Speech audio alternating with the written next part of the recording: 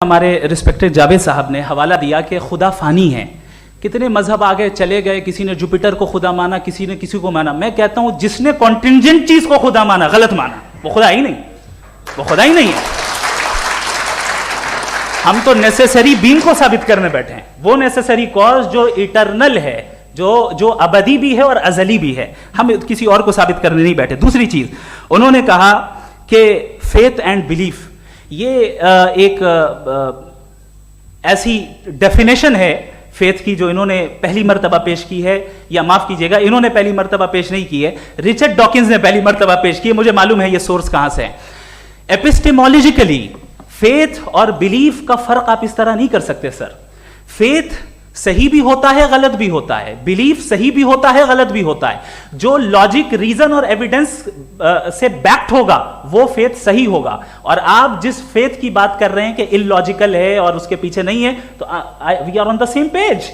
हम नहीं मानते उस फेथ को, जो फेथ ऐसा हो जिसके पीछे कोई लॉजिक ना हो, एविडेंस ना हो, हम नहीं मानते। हम तो उस फेथ के कायल हैं जिसके पीछे लॉजिक हो और एविडेंस हो। तो बिलीफ सही भी होता है, गलत भी होता है, फेथ भी सही होता है और गलत भी होता है। तो आज फेथ और बिलीफ के डिफरेंस पे बात नहीं हो रही है। आज आप चाहे फेथ एक्सेप्ट कर लें या बिलीफ एक्सेप्ट कर लें, आज ये बात होगी कि ट्रूथ क्या है, चाहे ट्रू बिलीफ सही है या ट्रू फेथ सही है, और फॉल्स फेथ क्या है और फॉल्स बिलीफ क्या है, बात इस पे हो रही। दूसरी चीज इन्होंने पूछा स्टुपिडिटी फिर क्या है। अगर फेथ रिलीजन स्टुपिडिटी नहीं है तो और क्या है? चूंकि फेथ का मुतालबा करते हैं तो स्टुपिडिटी क्या है? मैं कहता हूं स्टुपिडिटी एथिज्म है। उसकी वजह यह है कि आप एक सड़क पे जा रहे हो और आप किसी गार्डन में जाएं और देखें वहां लिखा है फूलों के साथ I love Javed Akhtar, and I really do, I love you sir. So जब आप वहां पर पहुंचे तो वहां पहुंचकर अब ये बताएं, क्या आप ये कहेंगे वाह व्हाट अ नेचुरल सिलेक्शन?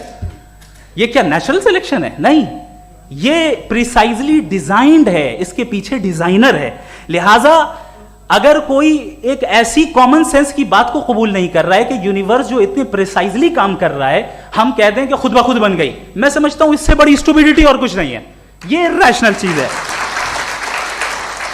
फिर हमारे सर ने कहा कि आपने बॉल पे फोकस किया, आइलैंड पे फोकस नहीं किया।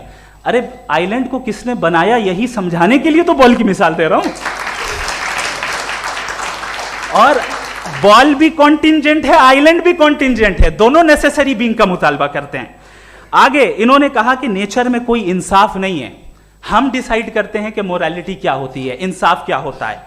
हम डिसाइड करते हैं, जैसे ड्राइविंग सीट में ट्रैफिक वाला, ये तो किसी खुदा ने नहीं कहा, ये है, इसे कहते हैं फॉल्स इक्विवेलेंस। ये एक लॉजिकल फेलेसी है।